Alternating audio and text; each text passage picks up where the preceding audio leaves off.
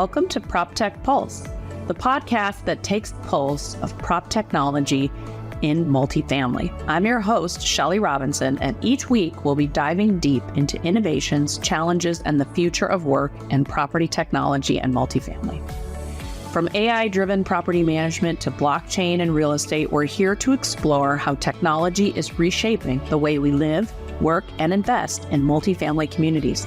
Whether you're a property manager, a tech entrepreneur, an executive, or even simply curious about the future of living spaces, PropTech Pulse is your weekly dose of insights and inspiration. So let's sync our rhythms and get on with the show. It's time to take the pulse. Good afternoon and welcome to the podcast. Today I have Stash Geleszinski with us. Stash, welcome to PropTech Pulse. Shelly, thank you so much for having me. I'm excited to be here. I was excited to talk to you when we first got together. To kind of kick things off for our audience, can you tell them a little bit about your own journey into PropTech and kind of what brought you here today? Yeah, for sure. So my name is Stash Geleszinski. I do a couple of different things, but the things that are relevant to this podcast, they're all kind of tied in. But I'm a founder and a partner in a company called Needle, and we are working to predict commercial real estate transactions. Wow. That's actually exciting. Yeah. I mean, the genesis of it came as a need. One of the other things I do, I'm a commercial real estate broker. And, I saw things improving, data improving specifically. And, I was like, well, what if you could use data and analytics to predict real estate transactions? So that's what brought me. That's the genesis of what brought me here, in truth. I always like when someone actually sees a problem and then actually goes out to try to solve it. There's our industry is so ripe with problems to tackle. And data and analytics around real estate transactions has been something that's still very manually done. Generally have several analysts that are always working on trying to even find current listings in the environment. Yeah. I mean, hustling transactions is a very relationship-based business still, but it's about being able to add value to your clients. And so if you can add value by reaching out to them at generally the moment that they're thinking about doing something, that is a great thing to be able to do. I remember I was giving some demos. I had two different ownership groups that I was doing demos for. I was like, well, let's see what you have. And one of them had two different deals. And I was like, well, is that right? And they're like, we're definitely maybe considering selling them, Wow. Kind of keeping their cards close. And then the other one, I pulled up what he had, and turns out that property was in distress and in trouble. He didn't admit that. I only learned that later. But, the signs are there, and you can pick up those tells, especially like with essentially real-time data monitoring. Because I saw it in my underwriting when we were just looking at deals from an analysis standpoint, because the way it works in the business or in brokerage is you go out, you solicit clients for business, however you're able to do that. And sometimes people have, longstanding relationships, or, like myself, I cold called all of my friends. I cold called you. So, You totally did. yeah. And so whatever you have to do to bring the deal in, and then, you usually flip it over to your analyst, or if you're a one-man shop, you got to do the analysis. And we look at things on a T12, T6, and T3 basis for the income, and then have annualized expenses in there. And you can see when somebody is tuning up a property for sale, you want to see a trend where the income is going up over that time frame. And so, that was kind of seeing that is really kind of where the beginning of the thought came from. If we could get insight into the operations, the rental rates, the occupancies, and then pair that with loan maturities and ownership behavior patterns. Like those are kind of the nitty gritty things that we look at. If you could do that, you could figure out which deals are most likely to trade. And that's what we've done. That's really incredible. And I know a lot of the ownership groups have people dedicated just trying to find deals. And so this would be a game changer in efficiency and predictability. So what a great thing to lean in on. Let's kick it off with a couple future in a bottle questions. And this may fit right into what you're doing as well. What do you think are the top 3 things that you're going to see changing in kind of multifamily prop tech arena in the next 5 years? What do you see as? I mean, I would love to see mass adoption of Needle in particular. But, I think that as computing power, especially with the new administration coming in, making a massive investment into AI, I think we're going to see more analytics platforms aimed at helping people be more efficient with their jobs. I think that's the best way to think of AI as a tool. And will it replace some tasks? Yeah, for sure. But, that's inevitable. Change is inevitable. And, those jobs that it's going to replace are most likely, I don't think it's going to replace real estate brokers. It may weed some of them out, but it's a tool to be able to use to be more efficient at your job. Agreed. I use AI every day now. So do I. Day.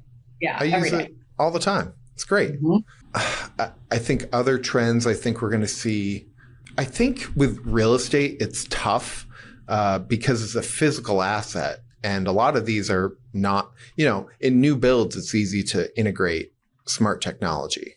But to retrofit, that's expensive. It is. So, I think that probably as computing power increases, those solutions will come down in cost. And I don't know how. I have no idea how, but I think that's what's going to happen. Because that's what we've seen with multiple other new technologies. You think about them and the first generation comes out and it's not amazing, but as they continue to issue, new models, it gets better and better and it gets cheaper and cheaper. So I think we'll see things like that. I love that. That's really good insight. And I also agree with you too on I think certain jobs may change or adjust. New jobs always emerge in these new situations and scenarios as well. So I think there's opportunities where people are looking for them and upskilling as well. Do you feel like there's any underrated prop tech solutions right now out there that you really, that you see? I think so. I was just on a call I'm part of Cushman & Wakefield, and we had our National Capital Markets call in preparation for NMHC, which is next week, which is where all the I say affectionately, all the apartment bros get together with their Gucci bit loafers and fancy jackets and talk about deals. But we had our property management people on because Cushman has an extensive multifamily property management division. And what they were talking about is in the Southwest, and basically the smile states, which is what everybody wants, the amount of, I think it's called fraudulent credit or fraudulent application fraud. That's what it is through the roof. And I don't even get that, but apparently there's tutorials of how to defraud your landlord. And so I guess the game is that they get a couple of months free. And depending on, if it's a tenant's right state or an owner's right state, if you let the wrong tenant in, you are stuck with them for a long time. Yeah. Atlanta's exceptionally bad. Yeah. Yeah. So I think and they were even mentioning AI and technology. They were touting their own ability, but to be able to detect some of those fraudulent applications. So I think things like that, and I don't know the name off the top of my head because it's not my world. So I try and stay focused, stay in my lane to the extent that I can. We're all, I think, trying to stay up to speed on all of the things that are rapidly changing. And I think it's going to continue to be a challenge, like you were just saying, with the investment that's coming in artificial intelligence. I think keeping up as an industry, whether you're on the broker side, whether you're on the operations side or the marketing side, is going to be even more challenging. With your solutions, do you have, with Needle, how can you share kind of an example of an improvement that someone saw or a benefit that someone saw through your platform? We piloted the program, the platform rather, in it was fall of 23. And we rolled it out to a couple of different brokerage firms, but one of them, we had a guy in Charlotte. He was based out of Charlotte, and he was calling through the Carolinas. And he was a good salesman to begin with, so that helps. But he was like, I pulled in 7 sets of financials. I pulled in 7 new opportunities using the platform that I wouldn't have otherwise had access to. And I was like, that is phenomenal. And so that's a testimonial that we have on our website. But I mean, personally, I've used the platform to pick up new listings and close deals. And I'm using it to monitor my sales pipeline as well. That's a big benefit. Normally it was all spreadsheets, right? All manual spreadsheets, you've got analysts pouring through information, all in disconnected places. Yeah. And, platforms like, large CRM companies, like Salesforce, for instance, I think that they're great.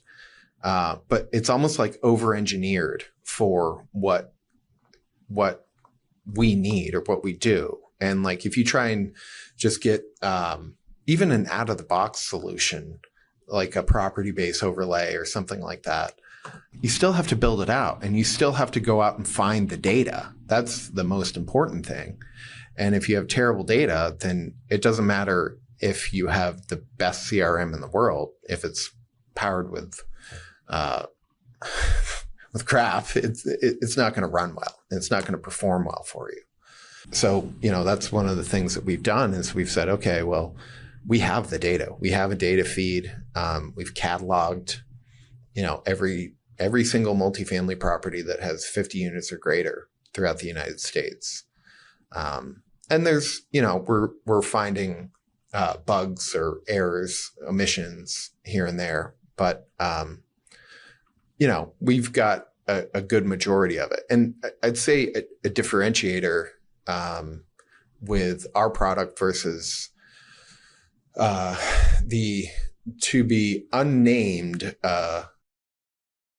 800-pound gorilla in the market that will charge you a vast amount for just one market. That's like an encyclopedia. These large data platforms are kind of like an encyclopedia, and they're like, you go figure it out, whereas we're saying, well, we have all that same data, maybe a little bit more, maybe a little better. And, if you want to go pick up some deals, start with these ones first. Not everyone's going to be a hit, but at least you're having meaningful, intelligent conversations. Whereas before it's like, hey, Shelly, you've got 20 properties. Do you want to sell any of them? Instead, it's, hey, Shelly, I'm calling about this particular asset. And you're going to say, that's interesting. We were just looking at that one. And it's going to be like, all right, let's talk. You're reading their mind a little bit. My ultimate goal was to be able to get in front of the deal even before the owner knew that they're ready to sell. Interesting. That's a great goal. The other theme I heard in what you're saying is really around simplification in an industry that I think is filled with so much data and so hard to get to the data that you really want based on the role that you're providing. And it sounds like you're really working to accomplish that as well. And I think that's enormous. And we've really spent a lot of time making sure that the platform is like pretty simple and easy to use. And you can cut up and dice the data however you want, and export it. But it's like, if you just want to, open up an application and start calling, that's the meat of our product. What do you think? I'm going to kind of ask you about what you think 2025 is going to look like in the broker market. What do you think 2025 is going to shape up? Be like? Yeah. So I think that, we're starting to see some deal flow activity, listings coming on the market. We've got a bunch of deals under contract, some of which are off market, where it was more like a sniper approach almost. But I think the first half, and especially if rates can tame themselves, long-term interest rates, I think we'll see a significant pickup in transaction volume. I think that maybe Q1 might be, we'll start to see more transactions coming to market, which will then close in Q2. And as those start to close, you get more data points that you can benchmark against. Because like if you pull comps from 2021, for instance, and we're in 25, but it doesn't seem like it's that long ago, but the interest rate environment is significantly different. It is night and day. So it's almost like you got to look at what rates were like before the great financial crisis to get a comparable benchmark. But that doesn't work because rental rates weren't as high. So,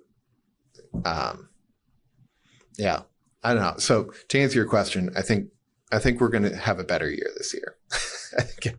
I also, one of the things that I think is helping also is that the new supply starts have started to come down. Some markets will start to stabilize, I think, and present some good opportunities. If you're someone who works in acquisitions, what are some of the best practices that, in this environment that you would recommend along with using Needle? Yeah, first of all, using Needle. But second of all, I think it's interesting. What I was going to say is looking at loans with adjustable rate or variable rate mortgages on them. But I had a conversation with a client about a couple of properties that they have that had variable rate debt on it.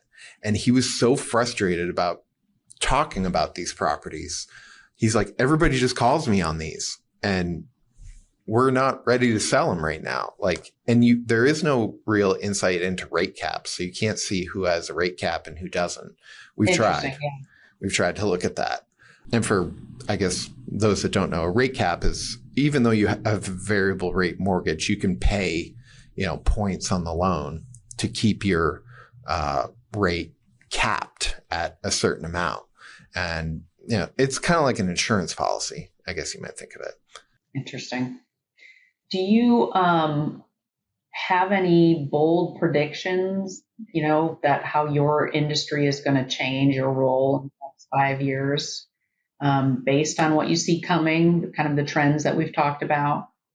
Yeah, I think, using smart technologies, AI in particular, for finding and sourcing deals, like that's what, the backbone of Needle is, but also in presenting opportunities and pitching for opportunities, using things like ChatGPT or Gemini or Claude, whatever your preferred LLM is, and I use it all the time. Like I was taking notes on a land site opportunity. It was pure shorthand.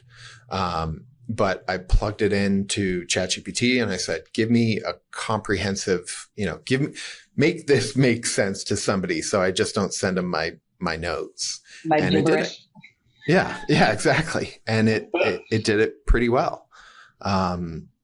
So I think, technologies like that will help. At the end of the day, though, I think brokerage and acquisitions, when I was first getting into the business, they're like STP, see the property, see the people. So I think it's still a relationship business, but I think if you're using tools like what we're producing, it's just going to make you better at your job. Yeah, it gives you, what I keep hearing is trends just across, whether it's on the acquisition and the brokerage side all the way to maintenance, is people are looking to free up time for more high value service, high value tasks, high value relationships. Like, give me more of my time back, because technology, for a while, technology got pretty cumbersome. And if you're able to free up that time, that has a lot of value. For people adopting Needle, does it change the sales process at all, kind of disrupting the process that you traditionally have used, or does it adjust the process? Yeah, I think it does a little bit of both, because the typical brokerage model, especially for like new to business brokers or maybe early term investment sale brokers, is you've got to make 100 calls a day, so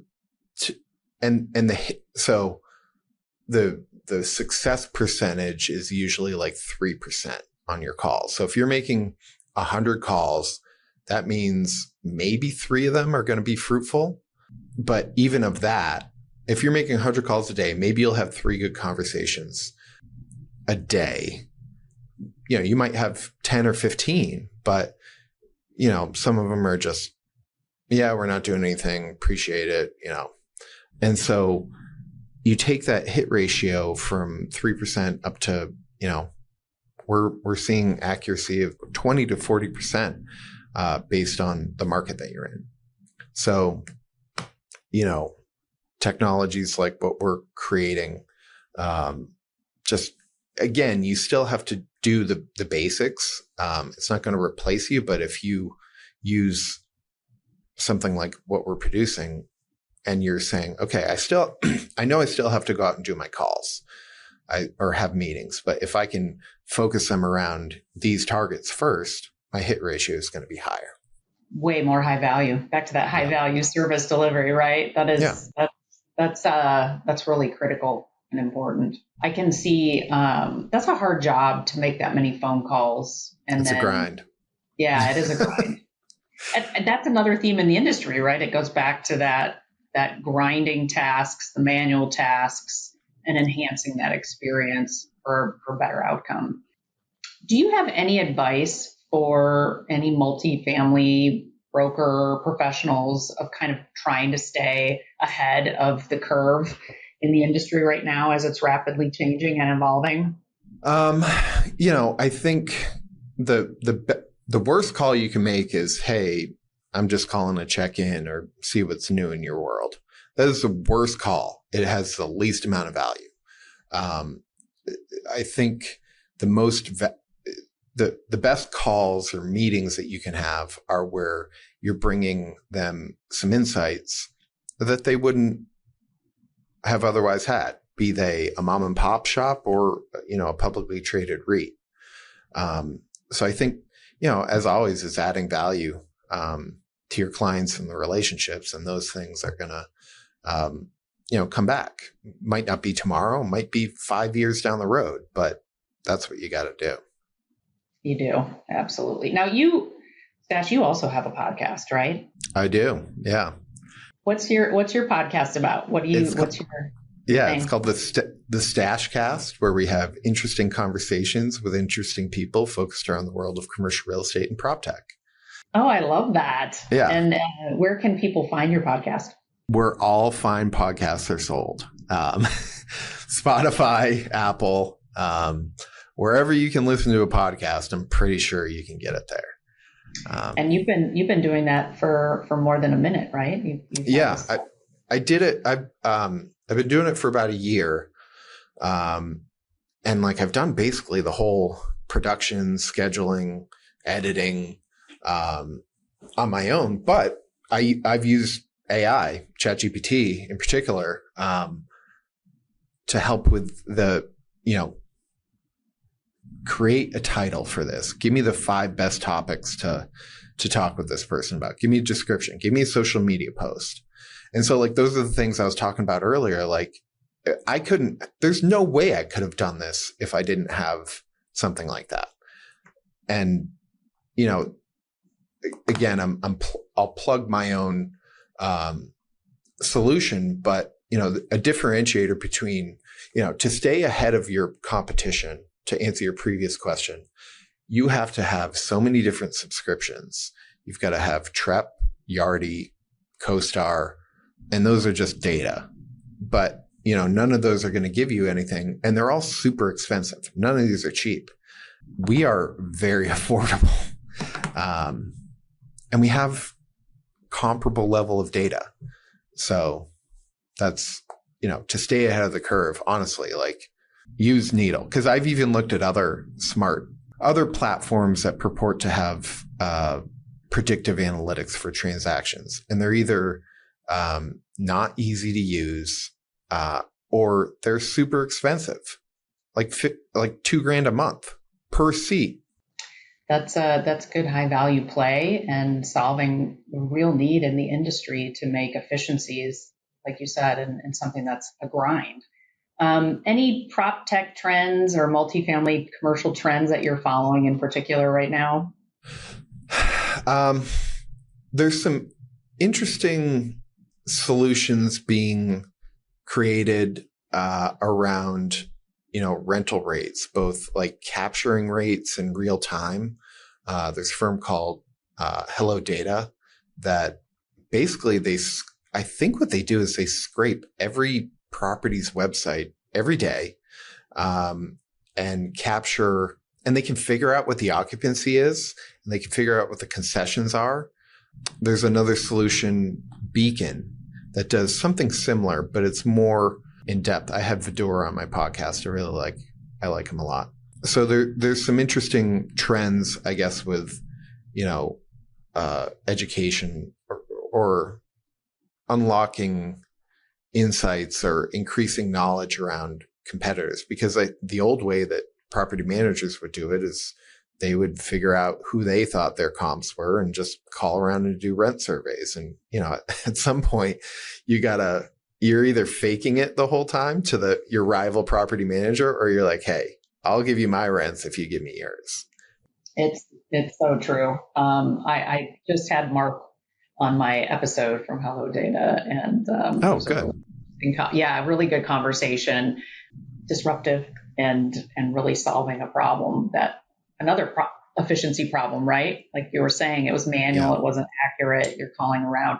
I got in the industry so long ago, we would fax it to each other. Like that's what we would do when I was a property manager. So I'm glad to see some of those things get solved. And I think you get better pricing recommendations, competitive recommendations when you've got good. Yeah, when you have, you know, knowledge is power. You know, that's what it is. And for so long, commercial real estate has been like a murky market. So, yeah, I think technologies like Hello Data, Needle, Beacon, you know, any of these platforms are just increasing the level of knowledge. And I think it's going to make the market more efficient. Way more efficient. I'm actually excited to watch it evolve these next coming years in this next cycle.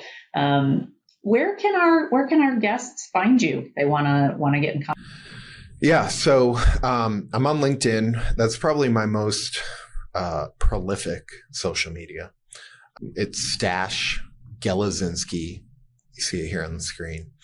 Or if you want to, I'm on Needle as well. nedl.us.